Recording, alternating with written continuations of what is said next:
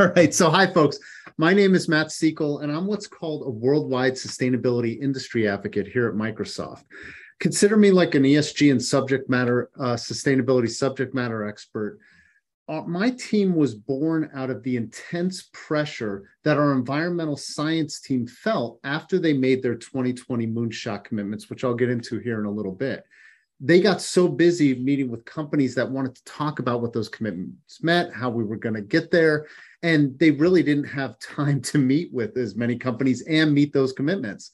And so my team was created, and I kind of go out and do sessions like this, as well as talk to customers every day. Now, today I'm here to talk about environmental sustainability. I'll cover the work we're doing, and then I'll kind of wrap with how the cloud can help drive sustainable transformation and give you an example of what we've been working on. Now, obviously, sustainability is an increasingly important consideration for companies, and Microsoft's commitments to environmental sustainability are some of the most ambitious in the world. It's very much a core of everything that we do here. The environment is a consideration in how we build data centers, build Surface, Xbox devices, run our Microsoft 365 service, construct new campuses and buildings, even invest in new capital, and generally how we operate a company. But before we get into that, I want to table stake set how we talk about climate a little bit. So we see sustainability and humanity's response to it as one of the greatest challenges of our lifetime, as many of the speakers here today have said. Despite an estimated drop in carbon emissions from COVID-related economic shutdowns, global carbon emissions continue to rise. We're generating too much waste, polluting the land, sea, and air, creating more emissions, and causing mass extinctions. We're polluting the ocean and freshwater systems faster than they can replenish. Now, heading towards this intersection are social justice issues. Here in the US, we certainly see stakeholders pushing companies and governments to take action on inequity. And in the boardroom, leaders are waking up to the reality that sustainability issues can represent material risks to the company and citizens, but they're not quite getting there fast enough. So only about 54% of boards understand the intersection of these issues, and that is per a PwC 2021 survey of corporate directors. Now, complicating this issue is trust. People are looking at companies to step up in driving change. Per Edelman's 2019 survey on this topic, 75% of survey respondents said that they trust my employer versus only 48% for government. And more than 76% of survey respondents say that they want the CEO to lead the charge in driving these things rather than waiting for governments to impose it. So companies have suddenly found themselves on the top of the trust pyramid, and they're trying to capitalize on the shift as a competitive advantage. We believe it's not too late to put together a future that allows everyone not only to survive, but to thrive. And for that, we need to work at the intersection of technology and science, finance and people, so that we can better understand what's happening and respond with tools to better manage our environmental resources, mitigate risk, and transform our organizations. And so why are we so focused on this? Like, my whole job is this. We understand that climate change is not an equal opportunity problem. In fact, our planet, the people on our planet who are most affected by these issues like climate change are the ones who are least responsible for it. And not all companies are in the enviable position that Microsoft finds itself in. We believe that those that can do more should do more, and that absolutely applies to us. And so the work that we do starts with our own environmental footprint, but also extends outside of the walls of our company, which I'll talk about next. Now, no one can go at this problem alone. But there's also a very pragmatic reason that Microsoft is so committed to helping solve climate change. We're a huge company, and we do business just about in every industry, in about every country in the world. And we make a material economic contribution to many of those countries. If we can't help those countries address this issue and do well, we won't do well. So helping solve this problem is part of the bigger ecosystem that we see and deal with out there. Now, we think about climate change in these three concentric rings. At the center is the sustainability of our business at Microsoft. And that's where we have our big four operational commitments that we've made as a company that we launched in 2020. It's carbon negative, water positive, which means largely water replenishment projects, zero waste, and also protects more land than we use. Our corporate commitments, again, are pretty big, but just as Microsoft, we only represent 0.3% of 1% of global emissions.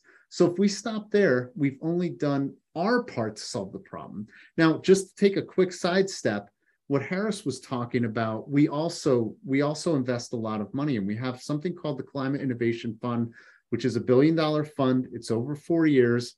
And if you're a startup, I highly recommend going out and looking at it, because you can apply for funding for your carbon removal startup. And one of the reasons is we've actually made another commitment, which isn't represented in this deck, on removing all of our historic emissions by 2050, which means all of our operational emissions before we made 2020, everything from 1975 forward. And in order to do that, again, getting back to Harrison, we're going to have to invest in carbon removal projects, which are like those right now from a commercial scale perspective can be cost prohibitive. And so we're trying to help startups get the funding that they need in order to push through so that we can meet our commitments. Now, the second ring here is the business of sustainability. Technology, obviously, well, at least in my opinion, has a big role to play in solving the global sustainability challenge. And our customers and partners are counting on us to deliver sustainability-related technologies. That includes things like the Microsoft Cloud for Sustainability, which can manage and measure your carbon emissions, the planetary computer, which attempts to democratize global climate data sets in a way that you don't need a PhD to work with, and tools like the Emissions Impact Dashboard, which helps surface our emissions for your cloud usage back to companies so that they could figure out how to lower their technology stack's impact. So there's all kinds of stuff that we're doing in the customer and partners circle there. Now, the last ring really makes up the other 99.97% of the challenge. This is the rest of the world. And we're trying to help out in a number of ways. We're working with the aforementioned Climate Innovation Fund to accelerate things like carbon removal, as well as other technologies. But we also do a lot of global policy and advocacy work. We have a global sustainability policy team based out of Washington, D.C., but they also work around the world. And we even have, if you're out on LinkedIn, you'll notice that we have sustainability workforce skilling out on LinkedIn to help workers prepare for this challenge. And we're advocating for that just transition, like I mentioned earlier. So if you're a fan of ESG, that is where the E meets the S and the G of this topic. Now, from an environmental challenge perspective, we focused our attention where we believe technology can have the biggest impact on the environment. And that's in our 4 areas of carbon, water, waste, and ecosystems, the 4 commitments that we've made.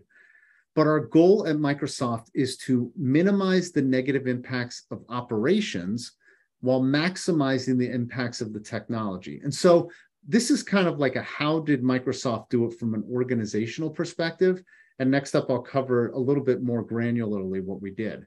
But really, we've been long focused on operations there on the left, operating our business as efficiently as possible. And increasingly, we're taking responsibility for these 4 areas across our operations, including our supply chain. In fact, if you're a supplier, we encourage all of our suppliers to report into CDP. We're up to 87% of our material suppliers now reporting into CDP. Our next priority was to work with our product team. So redesigning and refreshing products and services, making sure that they're using responsible practices, optimizing for energy efficiency and circularity in our data centers. In fact, we have plans for 5 circular centers right next to our data centers, where we'll recycle and reuse server components. Sometimes we'll donate them to educational institutions, but we're trying to extend the life of those physical assets as long as possible to make sure that we get the most use out of the investment that we've made from a carbon perspective. And then we're distilling and translating all of that to our customers and partners, like I said. Now, again, the last piece, well, the second last piece is policy. The last piece is right there in the middle is our employees. So, we have an environmental science team. I'm on the worldwide sustainability team, which talks to companies in venues like this all the time, as well as one-on-one. And then we also have our product groups, but we also have an employee resource group that's about 6,000 people focused all on environmental sustainability. We meet at least monthly. Different regions have individual chapters, and they meet as well, because we're trying to capitalize on that passion that exists. And frankly, our employee base has been pushing up to make some real changes as well. So this is the more granular look at that. So we're a big company, 150,000 people plus. So how do we get this to work? It starts by setting the tone from the top. Our chief executives have made that enduring commitment with our 2020 Moonshot announcements for environmental sustainability, and have set a very important expectation across the company that this is something Microsoft does. So when we launched our 2020 commitments, it was our CEO, Satya Nadella, President Brad Smith, CFO Amy Hood, who all joined our chief environmental officer at the time to make this announcement. And we also make sure that our ambitions are grounded in science. There's that aforementioned environmental science team that we have who's focused on this stuff. We also make sure that our strategy scales our ambitions using the entirety of the business. This means that all Microsoft business units are working together, sharing information, and making sure that we all learn from each other. In fact, just this morning, I was with a subset of that sustainability community sharing information, who we pulled together over the last few months, information on how to operate green IT. And so we actually are doing this across different business units in the company. Now, we also make this commitment relevant to business groups. So there's an economic incentive for business groups to deliver on these sustainability commitments. We have an internal carbon fee that's charged based on travel to really surface it and make it top of mind to our leaders at the local, regional and subsidiary levels. And we hold everybody accountable for the right governance structure. We have a corporate and external legal affairs group, or CELA as we called it, which hosts our centralized environmental sustainability team. They have a governance model that checks in on everybody's progress at multiple times a year. And we're committed to full transparency as well. And when I say that, I don't take it lightly, because when we published our 2021 sustainability report, what we found is that under COVID, our revenue had gone up. More customers were moving into the cloud, more consumers were buying Xbox, and we account for that carbon usage. And so in our latest sustainability report, you will see that our scope 3 emissions went up, and that we're trying to take steps to mitigate that to make sure that we're meeting our 2030 commitments. And then lastly, again, we need those technologies that don't exist today, which is why we have that Climate Innovation Fund to help invest in those technologies that are a little bit more nascent and really need support to come to market. And so when I'm out talking about this, there's really 3 ways that Microsoft helps our customers. I'm going to cover this very quickly. The first part is when you move to the Microsoft Cloud, you can be rest assured that you're using a very sustainable solution that would only get more sustainable over time. We do all kinds of innovations, from liquid immersion cooling, which lowers both energy and water usage in our data centers, to those circular centers, to grid interactive UPS batteries, which can pull energy down when the grid goes green, and then use that energy when the grid isn't green to make sure the electrons are as green as possible. That middle pillar are our first party solutions, which I've already talked about. And lastly, there's so much that you can build on top of the cloud platform. And we work with partners and customers and all sorts of organizations to build the solutions that matter most for the companies to have the biggest impact on the environment, or the lowest impact on the environment, depending on which way you want to phrase it.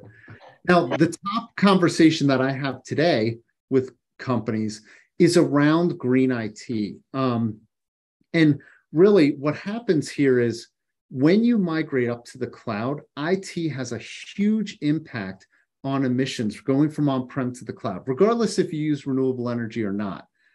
If you're using renewable energy on-prem, we're using renewable energy in the cloud, kind of evens out. But as a hyperscale cloud provider, we are doing all sorts of additional efficiencies to eke out as much as possible. And typically we see customers saving about 80% in emissions and energy savings when they move up to the cloud. But that's only that first green dot there. And again, we surface that information back to customers using the emissions impact dashboard.